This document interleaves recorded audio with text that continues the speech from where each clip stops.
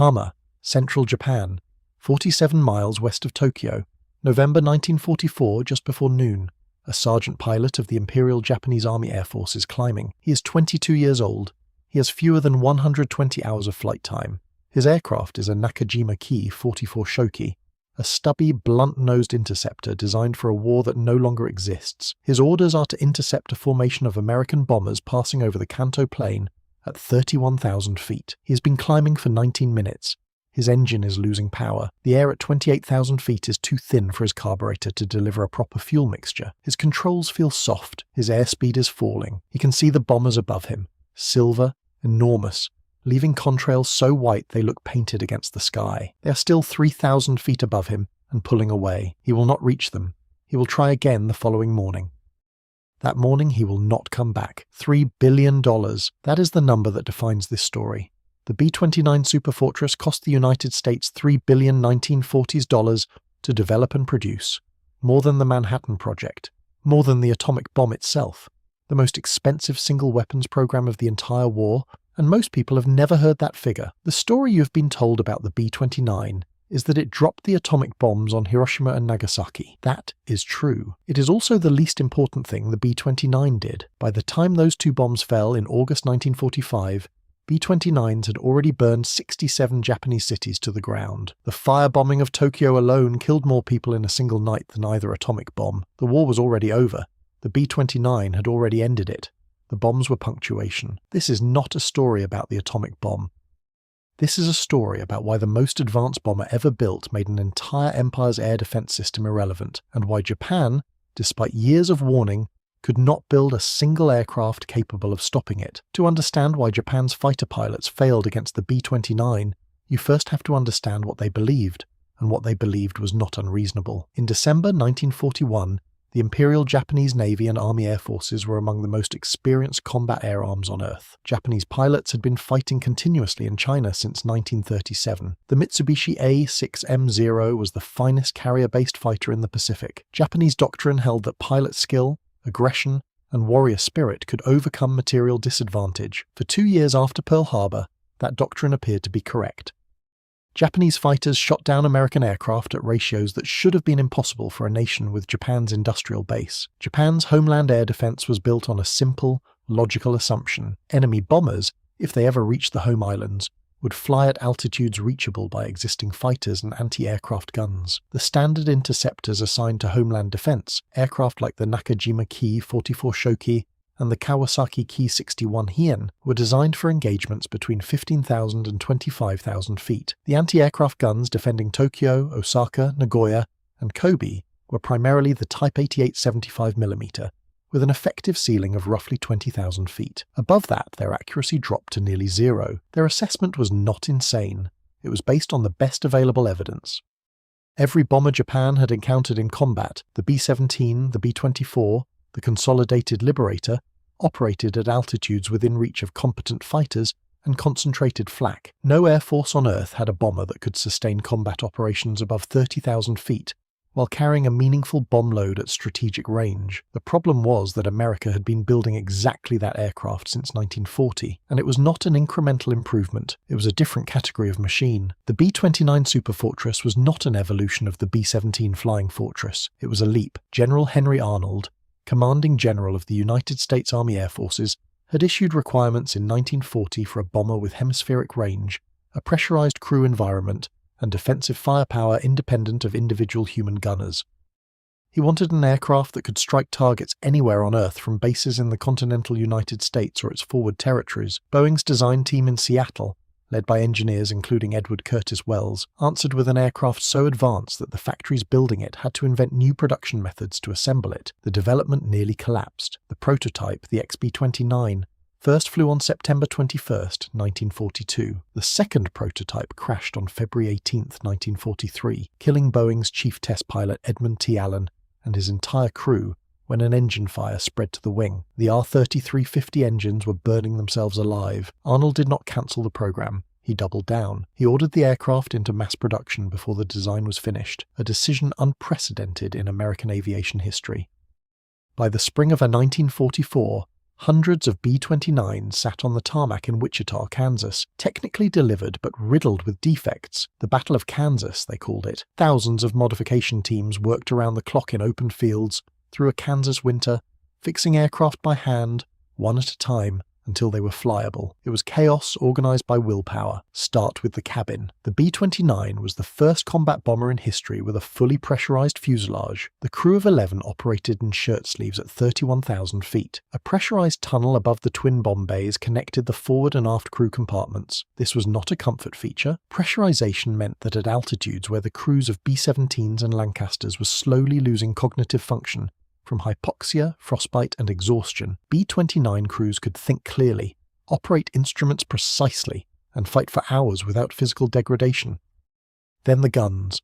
12.50 caliber machine guns and 120mm cannon, mounted in 4 remote-controlled turrets and a tail position. No gunner touched a weapon directly. They sat inside the pressurized cabin, sighting through periscopic stations linked to a central fire control computer, built by General Electric. That computer, the most advanced analog computing system ever installed in an aircraft, calculated deflection, range, airspeed, altitude, wind, temperature, and bullet drops simultaneously. Multiple gunners could assign targets to any turret. The system solved firing equations faster than any human crew could. Pause on that. This was 1944.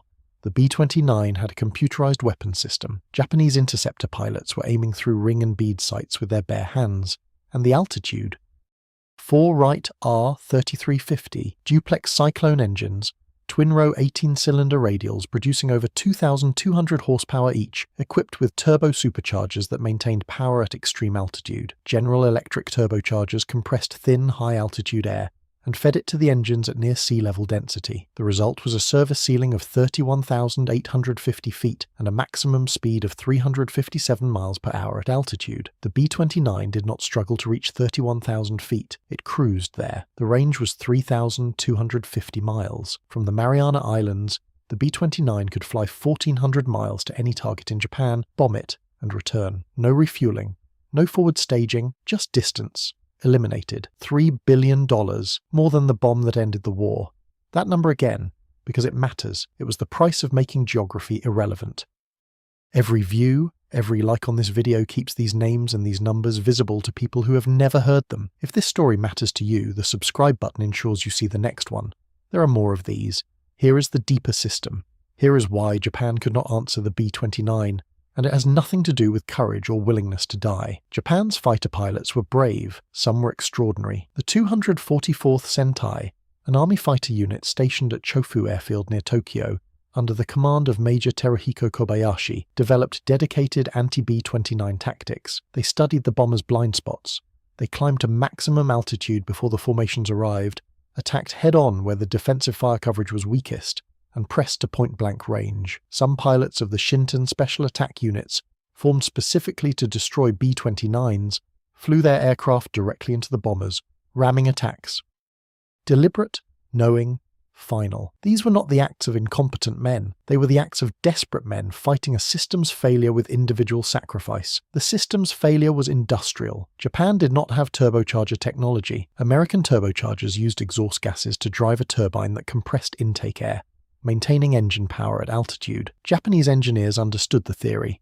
They could not manufacture the precision turbine blades required, the metallurgy, the tolerances, the specialized alloys.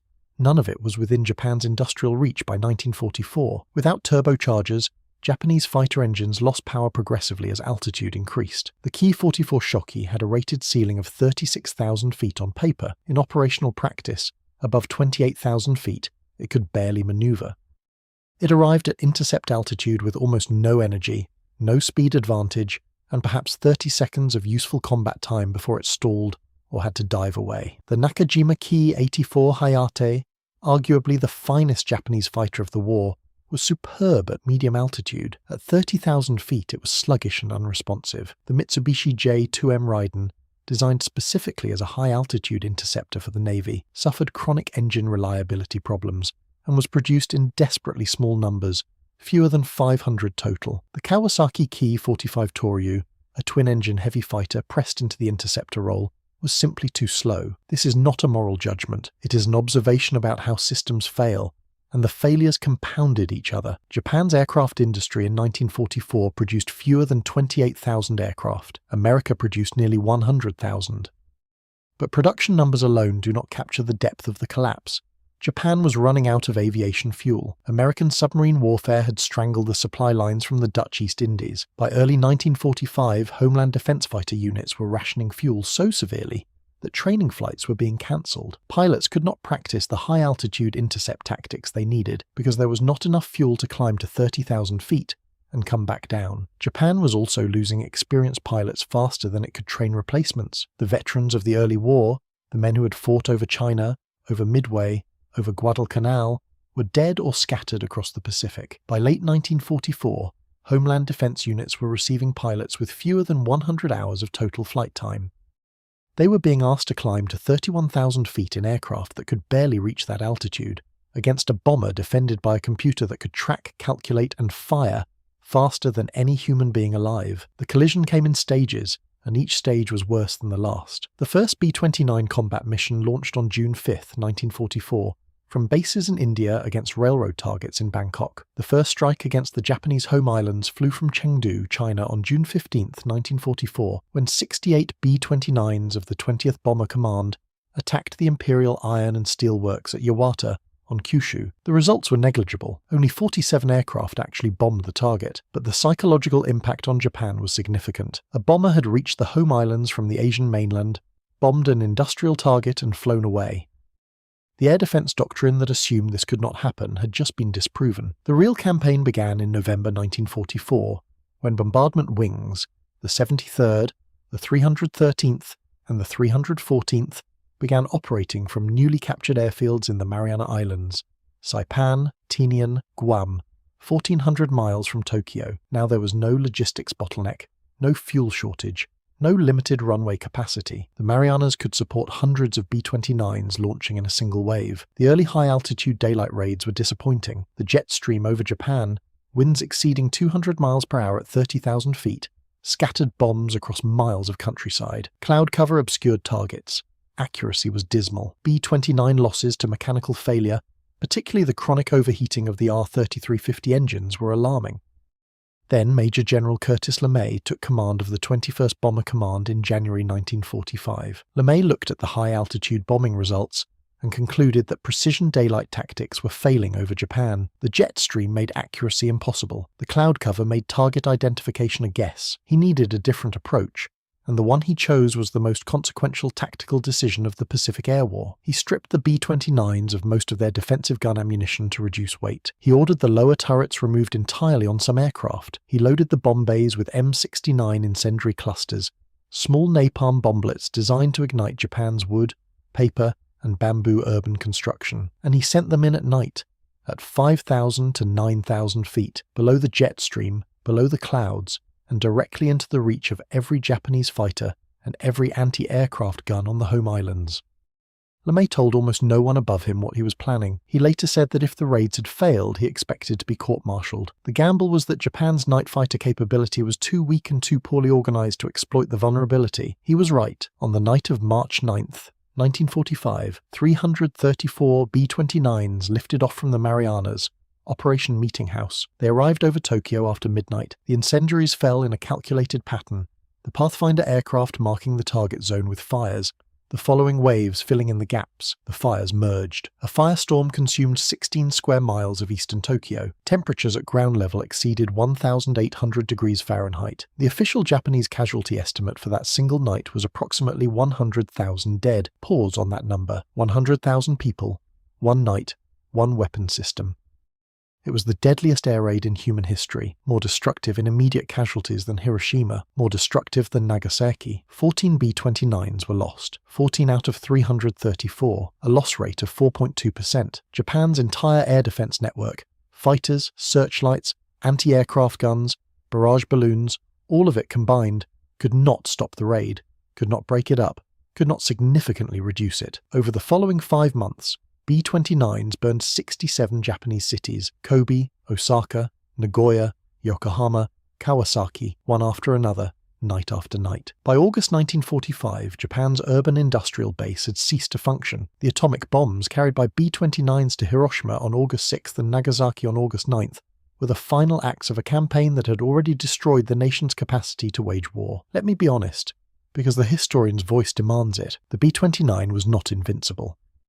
The R-3350 duplex Cyclone engines were dangerously unreliable throughout the war. They overheated chronically, particularly the rear cylinders, and engine fires were a constant, terrifying threat on every mission. Across the Pacific campaign, approximately 267 B-29s were lost to mechanical failure, 147 were lost to Japanese combat action. The aircraft's deadliest enemy was its own engines, and the human cost sits on both sides of this story, and neither side cancels the other. Sergeant Henry Irwin, 23 years old, radio operator on a B-29 over Koriyama, Japan. A phosphorus smoke bomb malfunctioned inside the aircraft, filling the fuselage with blinding white fire. Irwin picked it up with his bare hands, the burning phosphorus searing through his skin, and carried it through the fuselage to the co-pilot's window. He threw it out, he collapsed, he survived.